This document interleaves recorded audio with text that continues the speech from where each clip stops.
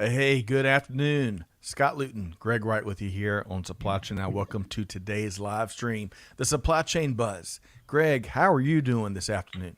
I am doing quite well. How are you, Scott?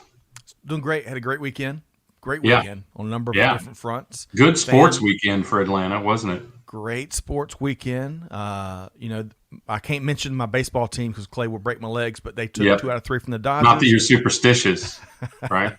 That's right. The Hawks won first game of the next round against the Philadelphia 76ers, and then had a great weekend in the family. But how about your weekend? Because you're venturing up to Chicago, right? Well, yeah. I mean, I did that speaking engagement at the Small Business Investor Alliance. That was they were thinking it would be sparsely attended, but it was not as sparsely attended as most supply chain speaking engagements are. Actually, there was a lot of real interest. I went over on time, Scott. I know that's hard to believe. I nailed it as far as the speaking part of it, but we had 22 minutes of questions that we really only cut off because the people who were speaking in the next session and their audience were starting to come in the door. So very interesting. Investors are very dialed into supply chain for a lot of reasons, looking for opportunities in certain markets, and looking how to improve the valuation of their current investments by tackling supply chain effectively. Well, that's why they got to bring in the experts like old Greg White here. So I bet it was a great keynote. And I'll tell you, after doing about 537 of these episodes with you, I'm not surprised. But it's only because it's the good stuff, and I bet you got a ton of questions throughout along the way. So I look forward to hearing a lot more highlights. Speaking of highlights, Greg, one of our highlights each week, on Mondays and Thursdays, 12 noon, is the folks that show up in the cheap seats. Is I think Peter Bollet. Is that who named them? Okay. Him or David, I can't remember which one. So let's say hello to a few folks, starting with Rhonda, Dr. Rhonda Bumpenza Zimmerman out in Arizona. Hope this finds you well via LinkedIn. Zuheeb is with us via LinkedIn. Hey, would love to know where you're tuned in from, what part of the world. Yeah. And that goes for everybody. We love to, it's neat to always connect the dots a bit, isn't it, Greg? Yeah, no doubt. It's fun to see who we're reaching, right? That's right. And we all Who's know. reaching us? Which is it, Scott? Are we reaching them or are they reaching us? Well, we know that the supply chain is global supply chain. Business is global, global community these days, and it's great to see. Hey, Yeah. Rob, via LinkedIn, welcome here this morning. Waleed, via LinkedIn as well. Good morning. Great to have you here. Raj Mohan, I believe I said that right. If I got it wrong, send us a note. We'll get it fixed. Great to see you here this morning. Pratik is back. Man, Pratik, where you been? Great to have Yeah, I you. was getting worried. No kidding. Hope this finds you well. Fernando, welcome. He's from Sri Lanka. So welcome. Looking forward to hearing your comments as we work through some of the leading news stories here today. Yeah, well, they've got a big supply chain story there, as a matter of fact. The ship that burned right? Yeah. Yes. Ariel, now is Crazy. this Canada, you think, or is this California? Mm. He'll have to let us know. Yeah, that's a good question. Well, and here. Is there a Canada and California or vice versa? It might be. I don't know all the provinces. Maybe so, Greg. Kyle Reeves is with us. Now, Kyle, his name doesn't show up here. There's some settings you can do on your LinkedIn profile so that your name and picture will show up. But Kyle, hope this finds you well. Always great to interact with you on social and here on the live streams. Yeah. Going back to our comment about the baseball, Clay says, I'm not superstitious, just a little stitious. I love that. Jeremiah. That's awesome. Great to have you here with us, Jeremiah. Let us know where you're tuned in from. And let's see here. Okay, Bob Bova, Big Show Bob Bova is back with us. And finally, Peter Bollet is with us once again. Peter Bollet all night and all day. He stays busy. Great to see you at PB. Okay, so we got a ton of stuff to get through here, Greg, and we've got a great special guest here today, Michael Neme. If you're like us, I love to see content creators that have their own unique take and they keep it real. And Mike's got that in spades. So stay tuned. He's going to join us about 12:25 this afternoon. But Greg, we got to do the bills first, right? Yeah, let's do that. Let's do that. So here we go here. So first up, we invite all of y'all. So we had a prep call for this webinar on Friday with our friends at Transplace and at Tosca. And, both of these organizations are on the move. Transplace, Greg, I believe, manages about $11 billion in freight. And Tosca is a supply chain super competitor, especially from a reverse logistics standpoint, which is a big part of their business. So and Mike Wasson is a hell of a drummer, apparently. So I think so. I'm going to ask him about that tomorrow. Well, we remember the first time we had him on the show, which now seems like forever ago. We started talking. I think he's the one who started the whole conversation about the supply chain gang band. You might be right. Sure.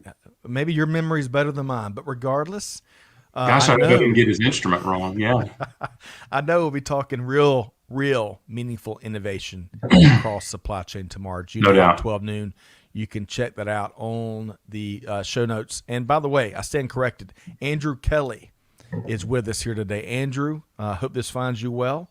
I tell you, you and your organization are on the move. Andrew Kelly, Boxlock, man, they're keep moving. It's not just about boxes anymore. That is right. All right, so moving right along. Hey, we're so maybe a few weeks ago y'all heard us launch the 2021 Supply Chain Procurement Awards with our partners at Art of Procurement and Buyers Meeting Point. We have built, for starters, amongst other things, we've built this executive judge panel. Laura and Delay and Detlef, talking about three heavy hitters that comes kind of from different aspects of the geographic business world and the different sectors. So they're going to be essential because we're not after a popularity contest, Greg. They're going to be rubber stamping the due diligence that our team does as we knock out, as we form the winners, right? More than rubber stamping, I have a feeling we're going to get an in-depth review of our recommendations. Yeah. So, and you get nothing but truth from Laura. So we should probably make her chairperson in charge.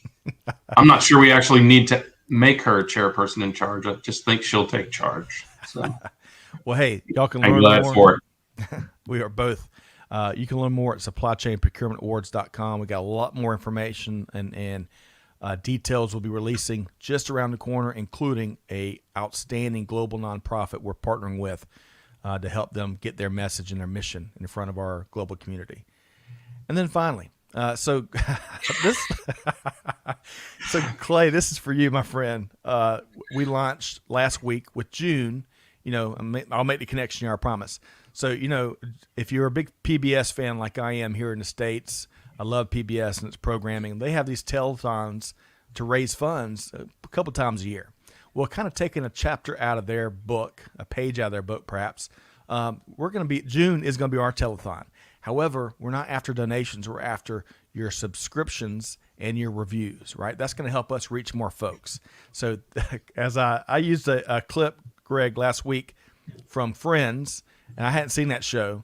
And Clay's like, man, there's a great Seinfeld episode with a telethon in the background. So Clay, this one's for you. I can't remember Jerry Seinfeld's uncle here, but this one's for you. He's giving me a thumbs up from the green room.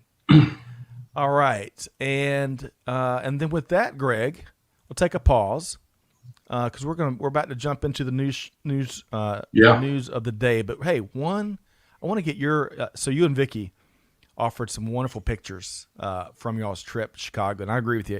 Every trip to Chicago is there's not a bad one. What was one single non-work related highlight for you, Greg? This is something I would recommend to anyone who ever goes to Chicago, and everyone who was from Chicago recommended to us. It is Chicago's First Lady architectural tour. So it's a riverboat, and you go up and down the Chicago River, and you get all these. You probably saw the pictures, Scott. Many of those pictures are from that boat, and you talk about everything from the Great Chicago Fire of 18 to the newest tower, which is the St. Regis, which is one of the most beautiful buildings and most creative buildings I've ever seen by Jeannie Gang. She did a fantastic job just visualizing, envisioning, and executing that building. That's my favorite building by far.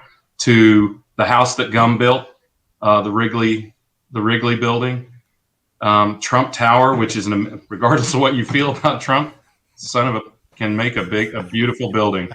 So, and there are just tons of them, and they're not all big skyscrapers. There are old factories. The Montgomery Ward building, Scott, is now condos and a business park. In fact, I think Echo Logistics is located there, and tons of other and so much more development coming. So that tour is fantastic. If you go to Chicago, make sure Chicago's First Lady.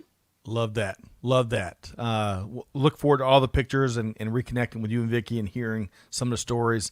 On a similar note, welcome to everybody here. So Nanda's with us. Tom Raftery's back with us. David is with us. Mohib, I know you'll be seeing him soon, Greg. Thank you, yes. Bob Bova. That was Uncle Leo. How could I forget that? Uncle Leo from one of the best sitcoms of all time. So excellent. Which I've never watched. Isn't that tragic? It is tragic. All right. Now I guess I should binge that, shouldn't I? Definitely. All right. So we got to dive into the news here, Greg. And first up, the Biden administration is going to be talking supply chain this week. So tell us more about this. Well, I thought it was relevant because Reuters sort of previewed this. The article is about a paragraph long. It literally takes 1 minute to read. And all it says is that this is forthcoming. But,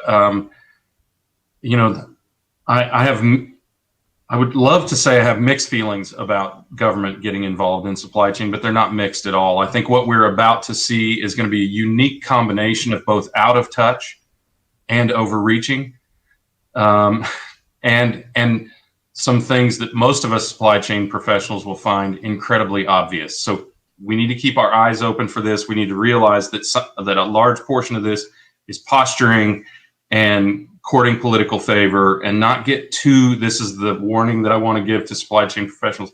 Don't get your knickers in a twist, as we say in Kansas.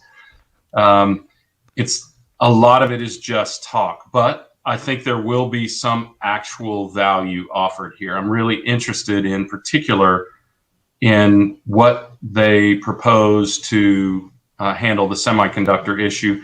And also they encouraged patience. So they said, look, changes are coming and we have some ideas for some changes, but they will take time, which means they won't support them. But at least if those ideas do bring us, as we often talk about, diverse perspectives, even politicians have perspectives, and there may actually be some value in that. So keep your eyes open. I'm interested. Again, don't overreact to it. And recognize that they're here from the government. That's right. And they want to help. and to your point, there's always a little bit of charades or puppet show related to that, but there will be some good stuff to come out of it, I'm sure. All right. So I want to share. Tom says, going back to your Chicago, he's been in Chicago lots of times, but never left the terminal. Oh, man. You gotta venture out, and you will love it. I'm telling you. But hope this finds you well, Tom, and love the Sapphire and Hour programming that we're seeing coming out of SAP. It's fascinating how many cities you can say about that when you get to travel the world. Everyone's like, travel's so glamorous. I was actually talking with Chris Lee, fellow advisor, and we were talking about, we've seen the inside of taxis and freeways in some of the most beautiful cities in the world. Gotta stop and smell the roses sometimes. I know you're a fan of doing that, Greg. Yep. Peter, gosh, containers close to 20K out of China. We were getting a great update from my dear friend Enrique Alvarez with Vector Global Logistics, which of course leads several of our shows here. We have the great opportunity of kind of putting our finger on the pulse with him a couple times a week, Greg, and it is amazing what he and his team are fighting through, right? Yeah, it is. And I got an email, a very helpful email from somebody who said, friend, have container from China to U.S. port, and listed the prices per container, per TEU, per port. It's interesting that they're willing to discount, I wouldn't say discount. They're probably charging a premium for containers going to non-jammed ports, and that it's actually cheaper to ship to Long Beach and LA, which is probably why people are doing it. Right. So I wonder if saving a couple $1,000s a container is worth it when you lose a couple $100,000 worth of sales for waiting. So we'll have to see. But yeah, it is an interesting, confusing, and opportunistic market. Agreed. Very. Well, let's shift about something maybe a little bit easier, or at least a little more positive. And I want to talk about the manufacturing news we're seeing. Yeah. So, Greg, according to, and I'm going to get your take here in a second, according to ISM, manufacturing expansion continues to look good.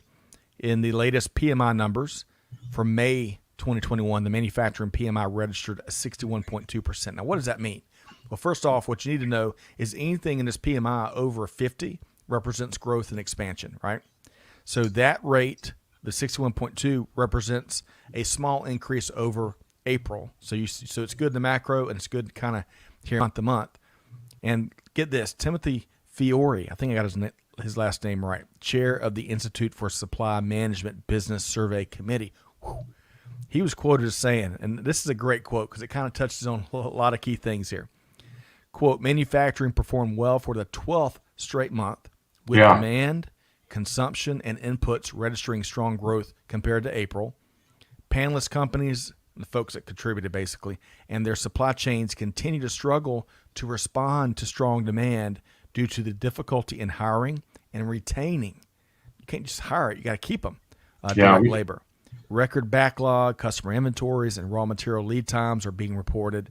The manufacturing recovery has transitioned from first addressing demand headwinds to now overcoming labor obstacles across the entire value chain, end quote. Gregory, what's your take here? I think that's a great signal. I'm not too dialed into this precise index to understand precisely what it means, but it is rapid growth relative to what we've seen prior to 12 months ago, which of course was near the start of this seismic societal disruption we're dragging ourselves out of. But I think all of that is good and indicative of things like Peloton, right? Building a $400 million factory and moving at least some manufacturing onshore. Hey, they have a premium product and it costs a ton and it's very technical to build. If they can do that in the States and be competitive, then there is that was frankly a surprise to me, and that is a strong indicator in my opinion. I mean, obviously there's more research to do and more understanding to gain, but it's encouraging. Yep. And I think, if I'm not mistaken, for folks, if the manufacturing industry is an important one to you, I believe you can sign up for the full free report via our friends at ISM. And, it's released once a month. It's like clockwork, and lots of per sector insights. So y'all check that out. But that's good news. Okay. And they do a ton of other reports that are really valuable, new orders and production and whatnot. So Agreed. Okay. I want to talk now, Greg. This is a great story. So, supply chain dive is fastly becoming part of the gold standard of industry reporting, including supply chain. So I like this one. Great story. Jen A. Miller was the author behind this story here. And she and the reporting is attempting to answer just why are lumber prices spiking. Now this might surprise you. Some of the things that were in this report certainly surprised me.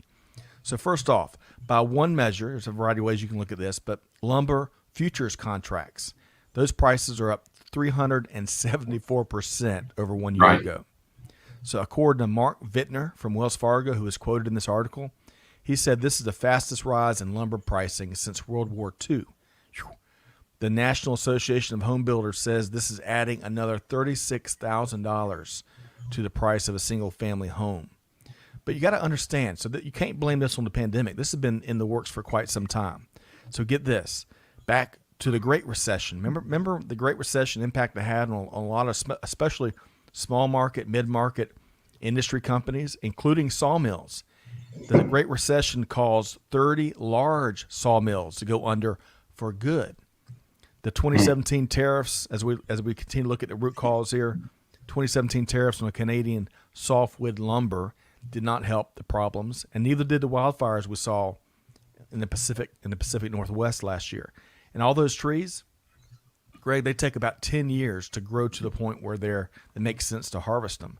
Right. And that's fast growth timber, right? I mean, just so people understand, that is not the old, thick, sturdy timber. That's the fast growth. That's an excellent point. See, I learned something new from you every single hour, Greg. Every single hour. All right. So let's see here. And then, of course, as we got into the pandemic, that further limited the sawmills that were operating, right? And all the inventory that was already in the system, of course, gets diminished. Now, all that's kind of on the supply side, right? Then you got the demand side, right? For starters, folks are staying home. And what do you do when you stay home? You work on stuff. You do it yourself, right. You know? So that added to the demand. And then, of course, you've got a big surge in home building. I'm not sure. Well, Greg, you and I are in the same neck of the woods. We both see all the projects going across Metro Atlanta. It is amazing. Even out here on the fringe where I am. So all of that. And then one more point here. I got to bring this up because this touches again on the labor. All right, labor is going to be the story of the year and then some, I bet. It's almost impossible to bring these old closed sawmills offline back online because you can't find the people. You've got so many shortages across the spectrum. You can't find the people to bring it up. So unfortunately, and I think Rhonda was talking about you're checking out your crystal ball here, Rhonda. This is where I'm going. So Vintner, the same gentleman, Mark Vintner with Wells Fargo, quoted in the story, says you can probably expect prices to stay high into 2022. So folks, undoubtedly, no projects until at least next year. But Greg, what's your take? Well, it's interesting. Rhonda's discussion is on point, frankly. There are a lot of people at that point now. I was just at my daughter's house this morning. She had a flat tire, so I had to help. And she said, I want a covered porch once the price of lumber goes down. And we started talking about what the options were, shade sails and attached awnings and various and sundry things. So I think people might start to move that direction. And as the momentum towards alternatives, starts to move, then you'll see the prices start to come down. Now, I've heard, and this was just conversational, but it was with somebody who appeared to know, that we can expect housing to continue to grow for a good while, which is interesting because we're losing the largest generation in history, the baby boomers, at a rate of 10,000 a day, and you would think they would be leaving homes available. But millennials and Gen Zs, who everyone said just a few years ago would never buy a home, are looking to do so. And even if they want to rent, we need more homes apparently for them to be able to live in. I can tell you that I have one set of Gen Zs who are actively looking just to rent an apartment and are really, really struggling for that. So clearly there is need in the marketplace. Yeah, agreed. This is, what I love about stories like this, Supply Chain Dive puts out, is this is of interest regardless of what industry you work in. And that is true. Something great level set reporting that they do over here. So great work there, Jen A. Miller and the Supply Chain Dive team. I want to, so this is either Andrew or Kyle. Love the Journey shirt. I agree with you. Don't stop believing, LinkedIn user. Big Show Bob. There's a story behind this shirt. I had a different shirt on before this. Did it? Had a little drinking problem. All right. Big Show Bob Bova says, on a more serious point, says there are not enough workers in many markets. Yeah. He says expect some government overreach, actually paying folks to go back to work. Interesting. Well, they are effectively paying folks because 17 states have already refused the PUA, the pandemic unemployment assistance that the federal government continues to offer to keep people from working. And that will put people back to work in those states. Also, as of June 1st, you have to actually look for a job to stay on unemployment. And you have to be legitimately unemployed. Remember, many people went on unemployment because they chose not to work for fear of the pandemic. So as those things start to go away, people will have to get back to work. And the dynamic that you identified, Scott, is in the lumber industry. They're not necessarily migrant workers, but they are as close to we have in the States to daily workers. They got to work to eat. So they have probably moved away from where those sawmills are, though I'm sure they would love to move back if that's what they prefer to do and where they prefer to live. So yeah, we're going to see some continual seismic shifts in demographics and work and life patterns for we consumers as we go forward. Excellent point. And one final one before we bring on our special guest here today. So Mohib is lamenting the fact that I believe Laura Cesari has a webinar going on right now, and he's saying, supply chain buzz or webinar. Well, hey, Mohib, you're going to get your cake and eat it too today, because we have Laura Cesari back with us this Thursday for the 12 noon Eastern time live stream. So join us in, and we will reconnect. Okay. Well, we already won. Did you notice that? I wasn't going to call that out. So he's getting 2 for the price of 1. Right. You're welcome, Mohib. Hey, I like keeping Laura happy. You know what I mean? Because we're going to see her on Thursday. So yeah, that's right. But Mohib, thanks for pointing that out. You know she's recording that, and like everything, you may not catch it live, but you will catch it. That's right. And we look forward, Greg and I look forward to being with Laura and her and the whole team there at the Supply Chain Insights Global Summit this September, where we're going to be the exclusive provider of the virtual version of that summit. So a lot of great speakers being lined up as we speak here. Okay, speaking of great speakers, so again, Michael Neme here, he keeps it real, and really have enjoyed his frank content across, gosh, you name it, freight and transportation and even salesmanship, right? Which is a very relevant topic these days. So I want to welcome in. Respect the hustle. What's that? Respect the hustle. Yes, respect the hustle. Excellent point. So let's bring in our guest here today, Michael Neme, VP of Supply Chain Solutions with Hook Logistics and GlobalTranz. Mike, good afternoon. How you doing? Pretty good, man. Well, there he is. Welcome aboard. One second. I'm a little bummed when you guys were talking. I wish I could have gotten that conversation about the wood. I've been spending so much money at Home Depot. Let's hear it. Yeah, sound off. Please. Go for That's it. I mean, no, that is it. I've been spending too much money because at Home Depot, literally doing all these projects. I did not know wood was this expensive. It's relatively new, obviously, but it's been going up incredibly fast. So I'm curious, has it curtailed any of your projects, or are you just powering through? Dude, I'm just powering through. Like I have a Home Depot literally half a mile from me. I just got this urge to one day. I went there, bought a bunch of wood, made a bunch of tables, and started painting my house. So I'm addicted. So I want to ask that same question to all the folks in the cheap seats. Is the lumber pricing, is it gonna have you pause any projects? I think Peter mentioned something earlier, but we'll circle back on that, give you a little time to answer. Let us know how that lumber pricing is impacting your consumer buying and building behavior. I'm trying to think. I spent like $400 on, because again, I don't know what wood costs. But it was $400 on I don't know. I'm actually sitting on it. My desk right now. So I mean, that seems pretty pricey, doesn't it? I mean, what is it? It does. So yeah. All right. So yeah, it does. But I'm sure you put some handiwork into it that added value to it, right? Yeah. I mean, that's what I'd say if I were you, Mike. Definitely. Next thing you know, I'm going to be selling these things. Yeah. Right. Anyway. Right. All right, so let's get down to business first. And before we ask you some news stories that you've been tracking here lately, let's get to know you a little better first. And folks, I think you're someone that has a very accurate first impression. All right, so tell us more about who you are, and then we're going to dive a little deeper. Yeah, I'm not anything special, just a normal dude. Got into logistics, supply chain. Roughly around 8 years ago, back in Michigan, company called Worldwide Express. Dipped my toe in a couple different companies.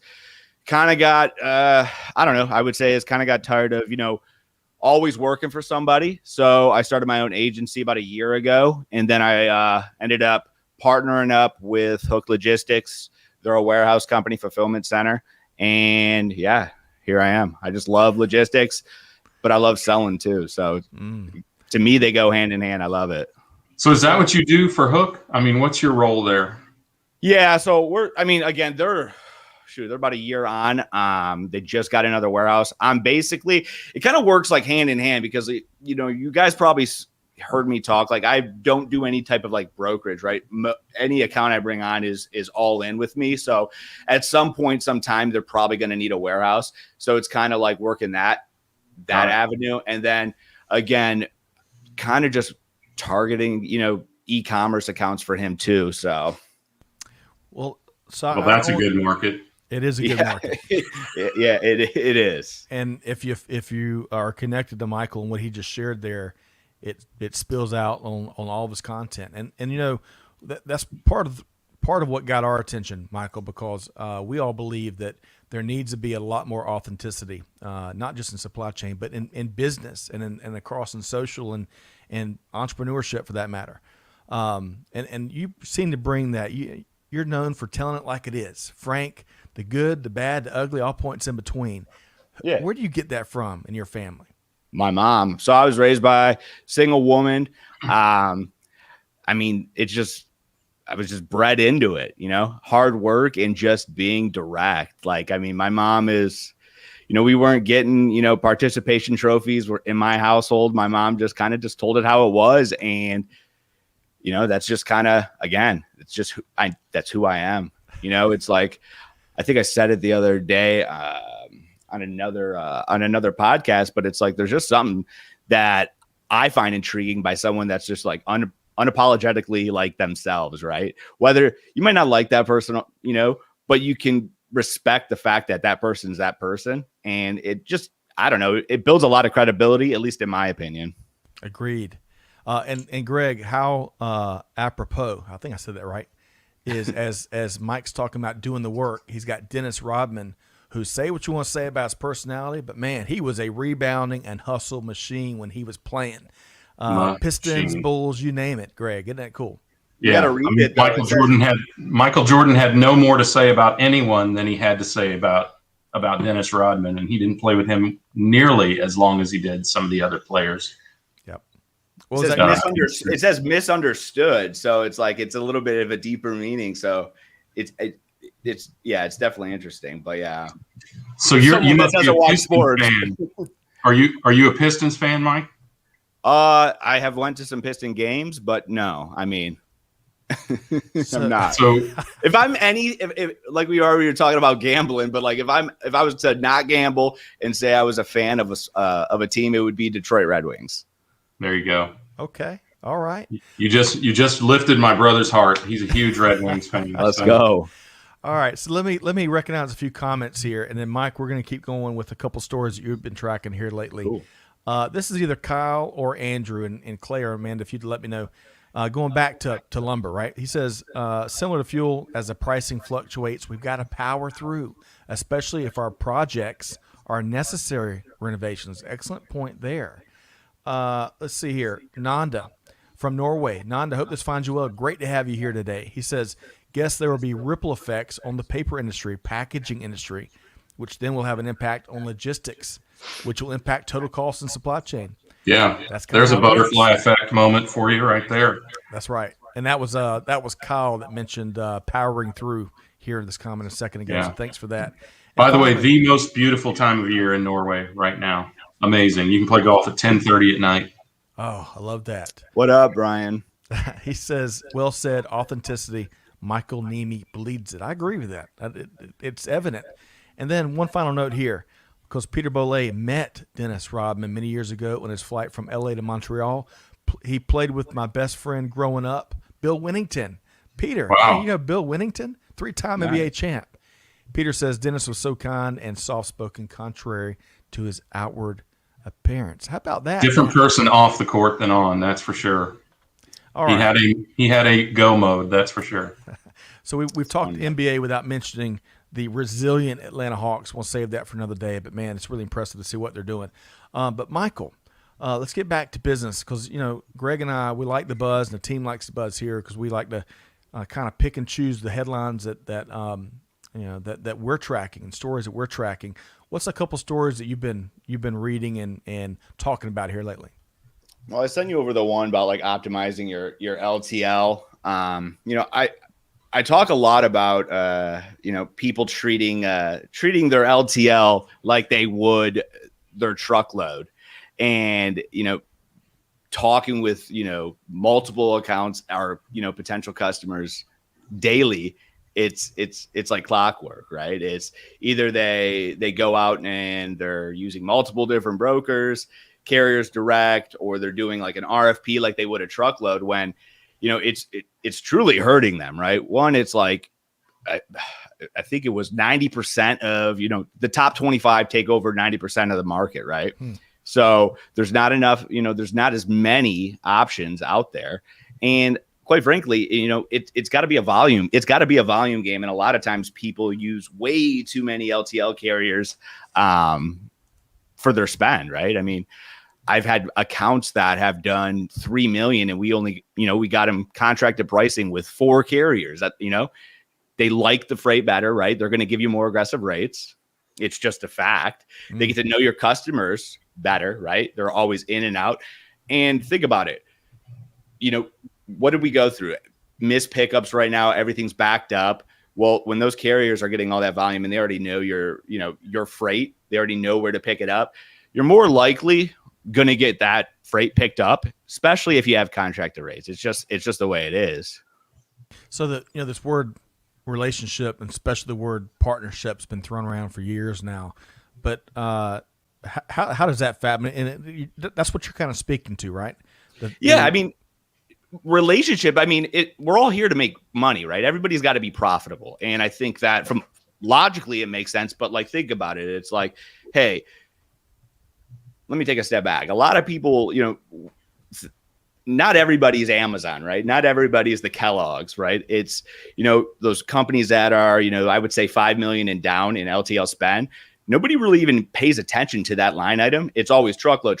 Even if you think about it out in, our industry, right? Everybody's talking about, truckload. I don't even think anyone thinks about LTL, but from an LTL standpoint, think about it. If you're going to give someone X amount of volume, right? Hey, I'm going to give you, $500,000. But I need you to, let's just say you're going into big box retailers. I need you to waive your appointment delivery fee, right? Okay. More likely to do that because I'm going to get all that volume, right? So it's just a strategic play from just strictly a pricing standpoint. And then obviously, like I said, is they get to know the freight, they get to know the pickup times. You could even get into like a drop trailer, just it's limitless, right? Yep. There's no reason to be going out there and using everybody like you do truckload. Obviously, I don't think that's logical either, but we'll save that for another time. So you got to go deep with some of these relationships. You have to. Saying. Yeah. And there's so many smaller companies, man. I mean, it's hard because it's like yes, I'm biased, and yes, I'm a salesperson, right? But it's like I wish I could just like somehow, some way, just not be a salesperson for a minute and be like, listen, this is not like. That's why I say it. It's like you don't even have to use me, but please stop doing what you're doing because it's just hurting you. Either go to utilize a 3PL. And I wouldn't even say just on price, but utilize one 3PL for all the other stuff too, as well as price. Or if you have an in-house team, go out and strategically use carriers direct, but you could still keep the same model, right? Smaller pool. All right. Why do you think people don't dig deep in that LTL relationship? Is it because it's such a small spend for so many companies relative to truckload, or what? I mean, yeah. I mean, I guess when I get into like the really bigger accounts, that's prime example right there. It's just, 5 million to some companies is just nothing. Right. But right. I think that with smaller companies, they don't let's just face it. I think it's a we problem, right? In our industry, we're so always talking about rates. This is how we're doing it. I think we're training the buyer to think of how they're supposed to do things, right? So again, it's, I guess, our job to educate them, but you only know what you know. So I think that's the biggest issue is right there. They're like, oh, well, we're just going to go price it out. Well, okay, take a step back. And we'll talk about spreadsheets in just a second. Yeah. But Greg, we've talked a lot here about truck drivers and some of the ways that they're treated. Of course, the big challenges we have in finding enough. Mike, I want to get your take. This article doesn't speak to how organizations and upstream and downstream across the supply chain, how drivers are treated, but what's your take there? I think do you agree with us? That's a big part of the problem. Yeah, I mean, it's way above my pay grade, or and maybe I don't pay attention. When I say I don't pay attention to it, I don't want that. I did say that live one time and someone got offended. I don't mean I don't care about that, but like personally, I think that it's on me. I had this conversation. There was a couple asset-based guys on this call, and I said, listen, that's where other things come into play, right? That's where I talk about cost to serve, figuring out ways to drive out cost in the supply chain for my customer. So I don't even have to worry about beating my carriers up for rates, right? Because again, that's just not, and it all stems back to us, guys. Like it really does. It's like, it's my job to find solutions to drive out cost for my customer and stress the fact that, hey, listen, if I'm going to beat up carriers for cheaper rates, dude, you can only go so low. And at the end of the day, maybe you're definitely not a good fit for me, but I mean, you're never going to get treated right. And even large companies, at some point you would think like, man, I'd rather go take a smaller account that actually treats me right, makes good money, and I don't got to deal with the headache. Yeah. So, Greg, if you remember, and I appreciate your perspective, Mike, we had a fascinating discussion a few months back on freight forwarding and, so automation and just remember that Spirited Enrique was with us and Eric from Journal of Commerce was with us. And there was a lot of passion in the comments. What are some of what Mike is saying here? What comes to your mind?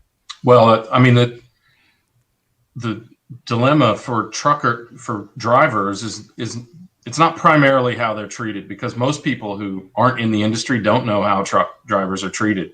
It's because they don't want to spend days and days away from home on the road, living in the back of a tiny RV, which is effectively right? Very tiny RV. And it's not dissimilar to the issue you have in manufacturing or other supply chain roles, the 3Ds that keep people away from jobs, dark, dirty, and dangerous, is how a lot of these industries are perceived. A lot of manufacturing industries, we talked about that some weeks back. I think that's why we have a driver shortage. People just aren't willing to give up their personal time to do what it takes to drive anymore. That's the primary issue. And I think that there probably needs to be a way to communicate to drivers that LTL is a potential option. Those are shorter hauls, usually depot to customer or depot to depot. Sometimes you drop the trailer and you go home, right? But certainly you spend a lot less time, have opportunity to spend a lot less time on the road. So I would rather, if I was going to drive a truck, I'd do that. Sorry, Mike, what? If I was going to drive, yeah. It's funny is because like that's some good points you just hit on. And you see how I originally just strictly went to like, well, I think it's a price issue, right? Because it's like, that's what everybody says. But that is so true. It's like, if you think about it, it's not a sexy job, right? But someone's got to do it. And it's like, I think that needs to be stressed more. But like you said, is like, I would rather, if I was going to go drive a truck, after you explain that, and, I would rather drive LTL, Yeah. Short haul, cartage, LTL, drayage. Yeah. I think we've got to give truck drivers their job any way they want it. And we got to love on them more, loving, touching, squeezing. I mean, 100%. Journey puns. Definitely those who have the wherewithal to continue to do this until it is, and I know this is going to fire some people up, until the long haul portion of the drive is automated, which it should be, in my opinion, sooner than later. We're not going to have more truck drivers. We need to respect the drivers that we have, and we need to give them the option to drive as people want to drive. Imagine a world like this is crazy. So So we might see the real Mike Neme here. I'm not afraid of that. But I see a world where drivers become much like harbor pilots in shipping, right? The truck drives itself from Atlanta to Nashville, just to the outskirts, and then you have a city pilot who gets in and then drives it the surface streets the rest of the way, or something like that. And man, just imagine what that does for people's lifestyle, right? And how that changes the impact on the road. I mean, truthfully, imagine those are powered trucks. Truck stops just become stops. They don't become restaurants and whatever else they are, right? The need for rest stops become a lot less, and they can go back to, as they were in the past, go back to being people who are on vacation, making a stop. I think there's a lot of good things there. I think, I mean, I'm all for it, right? I mean, here's my take is I have the easiest job, right? I say it. My operations people should get paid more than me. Like sales is easy, and I think people need to start treating truck drivers like again, they should be getting paid more. They should be getting to dictate on how they want to do it. Like that's 100%. It's just facts, right? It's like at the end of the day, if they said, screw it, I'm not going to go drive trucks anymore. It's like, what are you going to do? Right. I'm going to go sell. I'm going to have to go sell something else in a different industry. I don't want to do that. Yeah. So I'm going to share a couple comments here, but first off, I'm going to share that, Greg, I'm completely disappointed that you didn't pick up a couple of Journey song references in my earlier comment. I heard "Don't Stop Believing." Yeah. No. What was the other one? I did miss it. I worked in there any way you want it. I worked in there loving, touching, squeezing. Oh, you said loving, touching, squeezing? Oh, man, we got to love on the drivers. But hey, I'll save that for another day. But Bob Bova, on a more serious note, we're kindred spirits with Bob. I love this sentiment here. Human approach, he says, to a lot of blue-collar jobs is evolving. Honor and respect in all necessary vocations. I'm with you. I'll tell you, Greg and Mike, we drove up to meet some family this weekend up in the upstate of South Carolina, and we pulled past this big Ryobi plant, and there's a big water tower, and you got this team that's repainting this water tower. And you talk about work. I've grown to be scared of heights, and they're just knocking it out like they're cutting the grass. And those folks, we gotta love and appreciate all the folks that make even those types of things happen. I didn't even thought about painting water towers, but Bob Bova, a great point here. And then Rhonda, kind of more relevant, says social constraints and safety concerns. Maybe automatic trucks can help with this eventually, including shorter routes, kind of echoing some of your comments there. Peter, companies need to understand how to consolidate their LTL for multiple stops into a FTL load with drop charges, and then they'll see benefits in the bottom line. Spoken like a procurement pro. Go ahead, Mike. He's definitely right. And then let's see here. Brian says the carriers are failing here. It's their job to make that job sexy. We live in a new era now, and I think it's imperative that they start marketing the position better and getting in front of the younger generation in a more aggressive way. Imagine having a Michael Neme driving that big rig. Hey, all right. So I'm very close with Brian, and I will agree and disagree with you here, man. Okay. And just because, I mean, yeah, I get the fact that they should make it sexier, but it's like how sexy you can only make sexy is. I don't even know how I'm going to put this, but it's like it's still. They still don't have the ability to do what they want to do. They really don't, right? It's like they don't get to dictate their hours. It's like, yeah, we can go market it. That would be like, hey, I'm going to go market this job, and hey, it's so sexy. But if they don't have the power to actually start making changes in the industry themselves, right? Which also stems from maybe executive leadership needs to step in and again start making those changes, or giving their truck drivers that are making them money more power to make those decisions. Then you can make it sexy. Yep. Yeah, I think you're. That's a really excellent point, Mike, because you can attract people to the role, but then, as Scott was talking about earlier, you got to sustain that, right? You've got to keep them in that role. And a lot of people, they just can't hack it. I mean, I've seen people buy $180,000 rigs, which probably was ages ago. I don't even know what these things go for nowadays, but I'm sure it's well more than that. Drive for 90 days, even as a couple, and go, just can't do it. Yep. Right. Or you can't, you get them in. We've got demographic factors at play here as well, right? Population decline is now inevitable. And we have to face that fact now, or we wind up with yet another supply chain crisis 20 or 30 years from now when the population is declining. So there are a lot of straight up. I think honesty is where it's at. Hey, it's like, that's like saying, like, for instance, like sales, right? Like giving all this fluff. Hey, we give you free smoothies and all this, the job's going to be great. And then they're turned over in 30 days, right? It's like I think you either have the ability to say, hey, this is a shitty job. You're going to have to work a lot of hours and it's not fun, but you're going to be able to do this, this, and this. Or again, if you can't, hey, this is what it is. Do you want to be part of it? Yes or no? It's like, I mean, I don't know. I think that, like, again, there's a lot of changes that need to happen. But at this point, I don't think there's any point of like making this like elaborate fluff to get people to come in. Yeah. All right. So, I agree with that. Because the realities can be dramatically different than the perception. And that's not productive. I'm going to try to wade in here. This is clearly a very passionate discussion going on. There's lots of passionate comments in the cheap seats. I'm gonna sprinkle a couple in. And we're going to keep driving because Tom disagrees with Greg here. He says Greg's model drastically drops the price of trucking, which increases the traffic on trucks, which increases the number of drivers required for short-haul last-mile delivery. I'm sure Greg disagrees with Tom. I don't know that that's necessarily disagreeing. I think what that's doing is shifting drivers to last mile from long haul, which I don't know if that's a net increase, and maybe that's what Tom means, but I don't know if that's a net increase or not.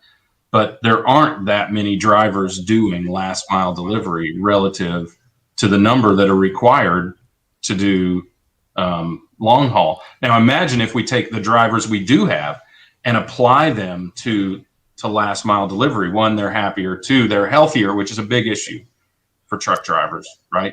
Yes. And lastly, we've got professional drivers who are used to driving a multitude of vehicles. Maybe they're driving a box truck that last mile, or maybe it's a van, or maybe it's a Kenworth this time and a Peterbilt next time, which is also an issue, which we learned in the last week or so. Right. Driving one rig is not the same as driving another, right? So yes. I think there's some specialization there. Agreed. And there's certainly plenty of advancement. There's certainly more application opportunities for automation and other latest and greatest technology. That's pretty much inarguable, right? Yeah. Incubator Hub says the reality is the job is not that sexy without tech advances like Greg mentioned. That's an interesting point. And Incubator Hub, welcome. Great to have you here via YouTube. A lot more comments that we can't get to right this second. Yeah. Hey, Mike. Scott. Yep. So something I always ask myself, right? Like I know none of us are truck drivers, right? And I think that, I always ask myself before selling or I always say, hey, what are my customers' wants and needs, right? Well, I mean, I know this might sound simple, but it's like, people need to start asking more. What does the truck driver want? What are their needs, right? What do they want? Do they want Greg's idea, or do they want more power to make decisions? Like, again, we can sit here all day and talk about what we think is good for them, but until they tell us on scale, really, it's just we need a VOT instead of the VOC. We need the voice of the trucker, and we need to get their real input. I love that. Is there not something like that now? I mean, with such an enormous population, you would think that there would be that, right? I'm sure there's a lot more, and we'll have to dive in deeper with some of our This is actually a really good topic. I've never thought I'd get really into this, but I'm like really into this. I'm like, yeah, man, I'm with you. You're gonna see me start protesting for the truckers now. Peter says he's not a truck driver. He's a staying driver. So there we go. And Tom agrees with that last point you were making there, Greg. And there's a lot more comments here we can't get to, but it is a great discussion. But I want to get to really quick. We're going to finish a few minutes over here probably today. But this next, really, Greg and Mike, if I thought any of these stories was going to generate a lot more discussion, it was this next one. And Mike, I want to give us a couple of key points from this story here. Is AI the future for spreadsheets? Is the question that CFO University is asking. So, Mike, your take. No, so I follow the founder, Steve. He's got a lot of good takes on some like finance and accounting stuff, but more or less, I think honestly, I threw that article at you because I didn't have anything else. But that's the truth. But no, I do want to hit though. It is pretty interesting because a lot of times I push technology too. And I think a lot of times people are nervous for technology to come out. And I think that they shouldn't be, right? It's just going to enable them to make or to not have to do tedious things, right? You still need humans running machines, right? I think it's human plus, what did he say? Human plus AI equals better, right? It's like business rules still have to be updated. Machines still have to be updated. You have to run things. It's just allowing people, like for instance, I use Power BI religiously, right? It's integrated into most of my platforms, but there's still error, right? But the amount of stuff it clears up for me that I don't have to do is amazing, right? So I think it's like people need to like realize that the AI, blockchain, all this stuff is not going to take away jobs or anything like that. It's just going to actually scale jobs because it's going to allow people to actually start doing things that are going to make a really big impact on a company. So a big theme you're talking about there is augmentation there, Mike. Greg, I know you're dying. Yeah. I loved your instant reaction you had once I pulled this story up, but please do share. Well, look, let's face it. If there isn't a technology application, you're stuck with spreadsheets. But fewer and fewer of those conditions exist each day. And I think there's a huge opportunity, for problems that are big enough to build technology for. But of course, there will always be those outlier kind of issues or those really, really individual kind of things. What I think we need to think about, okay, if we're going to stay with spreadsheets, if we have to have spreadsheets or whatever we want to call it, we need the issue with spreadsheets is not its capability. Okay. It's not whether you can use, look, I wrote an entire technology system in spreadsheets. So I know what's possible with these spreadsheets, but what I know also is that the primary limitation is the ability to capture and effectively communicate the data with a system that needs it. What we really need is an online spreadsheet type solution. I'm probably speaking of something that exists and I just don't know about it, but an online capability that allows Mike and allows me and allows all of us to grind up that number that we may only want to know about this time or once a month, and it's not worth buying a system for, but connects that data into other systems that we value, connects it to HubSpot or connects it to Salesforce or connects it to your ERP or your supply chain solution and maintains the integrity and the connectivity of that data. That's the critical aspect. That's probably that's way above my head right now, but I'm thinking because like I said, I use Power BI and it is connected to, like, for instance, like I daily, right? Or even hourly, my customers that are shipping, I can build out reports. But again, I have a software engineer that's actually probably building those out. So it's technically not. But I don't think we're that far from it, Mike. If you think about it, there's this company called Zapier, and they have APIs that people have just built and contributed to a community. So if I want my Power BI connected to HubSpot, I go to Zapier and go, is there a way to connect Power BI to my accounting system or to HubSpot or whatever? All right. So I think we're really close there. The key 100%. to spreadsheets is that data capture and data communication, right? Agreed. People. Yeah, I feel like me and you, Greg, could get off on this topic because I want to be like, Scott, if you just want to, I know you got to go. I'll see y'all. You don't even have invoices. But hey, and Greg, I'm offended that only you and Mike get access to the tools you were mentioning. Man, you got to include me, man. But hey, so lots of interesting comments here. So Davin's a good friend, and Davin loved your quotes from a separate event from last week. He says, automation's the tools that to help not to steal away jobs. Someone still needs to run the tools, which is something you both are speaking to. Now, yes, jobs will be lost, but better jobs will be created as a result. And I think that's the interesting point. And Greg, we try to stay frank on this too. if you like clinging to the same thing day in and day out, in some cases hour in and hour out, and you're not willing to learn new things, then it's going to be, it's going to be a difficult path ahead. But to step in and to really grasp the art of the possible that automation and technology will offer, that's where you can get bigger paychecks. You can learn new skill sets. You can even build a stronger profile or CV, so to speak, and do a lot more in industry. So I have a customer that literally, I posted about this. Supply chain manager came on. He's now a director of operations after 6 months because, again, we automated stuff. He literally didn't have to do the tedious stuff that he was doing when we first started with him. Now he's actually building out a team, right? So it's like, it scales jobs.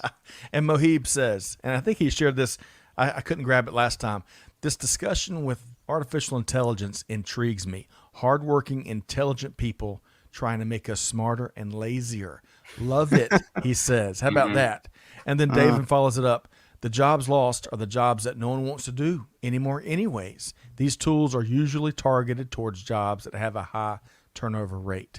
So they are targeted at dark, dirty, and dangerous jobs often, if you think about it. And the repetitive and mundane, all the words you guys have all said, all the words we hear so often, and that elevates humans to be able to do what we do, right? Scott is a veteran. He's done it before, and I really respect veterans for this ability.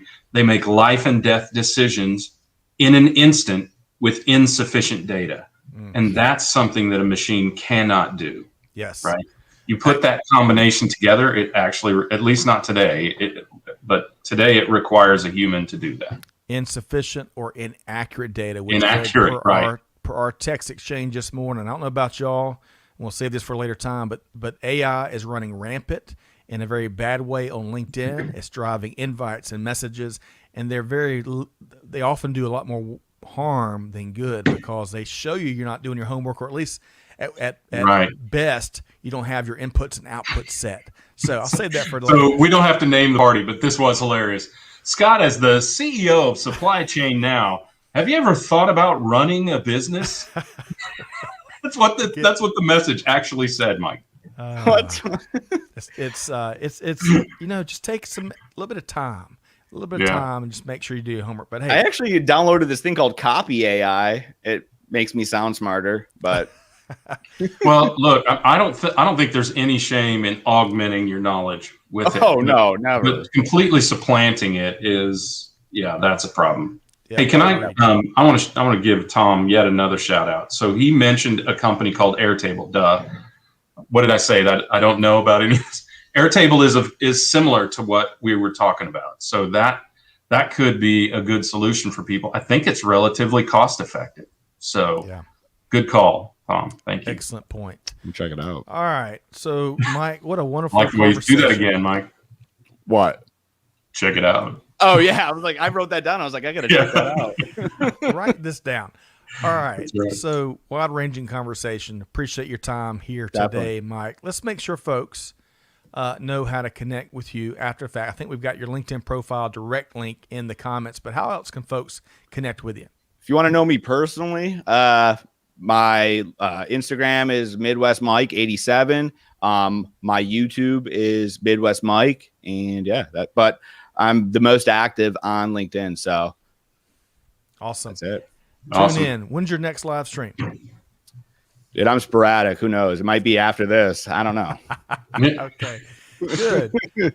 Nothing but the truth. Kind of like our friends over at Varus and Greg, the material truth.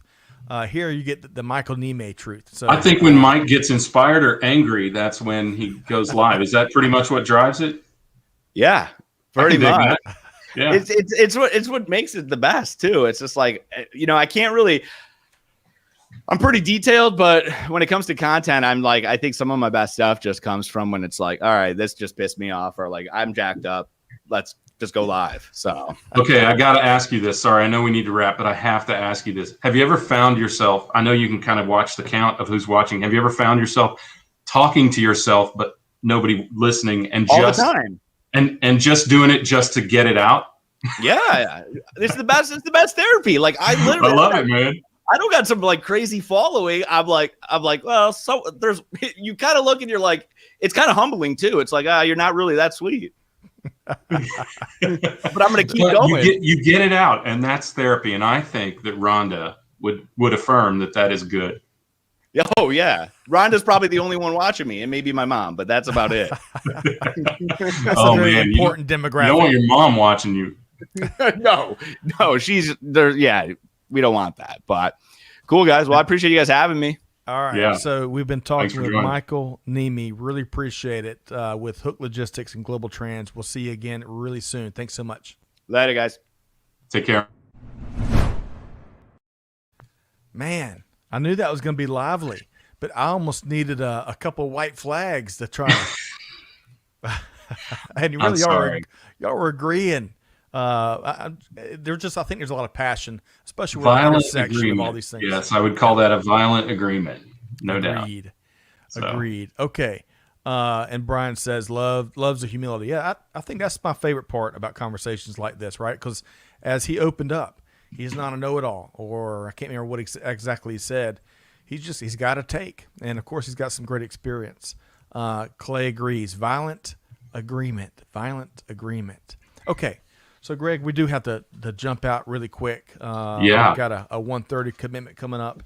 You have to join me, Ursula Ringham, and a few others as we give some key takeaways from the industry's track on Sapphire Now here today. But, Greg, give us your favorite part here today of all the stuff we talked about, and then I'll wrap, and we'll hope to see everybody Thursday.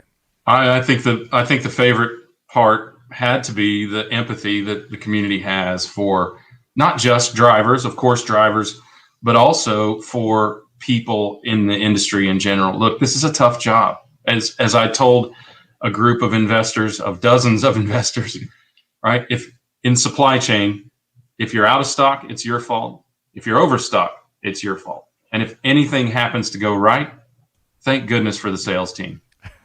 So I think it's great to have empathy.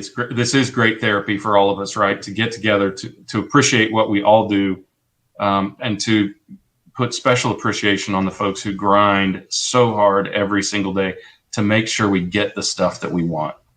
Amen. I'm with you. All the hardworking people across global business that have really kept things moving. So much appreciation, gratitude there. And that's a great point to wrap on. So huge thanks to all the folks that showed up, all the comments, including the ones we couldn't get to. Great to see kind of the usual suspects, but also a lot of new faces. Really appreciate what y'all brought here today. Of course, Michael Neme, home run stuff. Really, passion speaks amongst the loudest to me. If there's a short list, passion and authenticity. I always get that wrong. Passion and authenticity are at the top of the list and what we look for. And I appreciate how he makes content. Greg, loved it. Enjoy these sessions with you. I learned plenty from you today, as always, including, man, you even know your trucks. I didn't miss out. I crashed the gate doing 98. Let them truckers roll. 10-4. The fount of ceaseless knowledge. A lot of good stuff. Of course, big thanks to Amanda and Natalie and Clay all behind the scenes to help make these live streams happen. Hey, join us this Thursday, 12 noon Eastern time sharp, as Laura Cesari joins us once again for her monthly appearance, and we'll probably be talking about Project Zebra and some of the latest developments related to the Supply Chain Insights Global Summit to come in September. So all the best to everybody. Hey, most importantly, you got to go out there and make it happen on this Monday. Do it good. Do good. Give forward and be the change that's needed. On that note, we'll see you next time right here at Supply Chain Now. Thanks, everybody.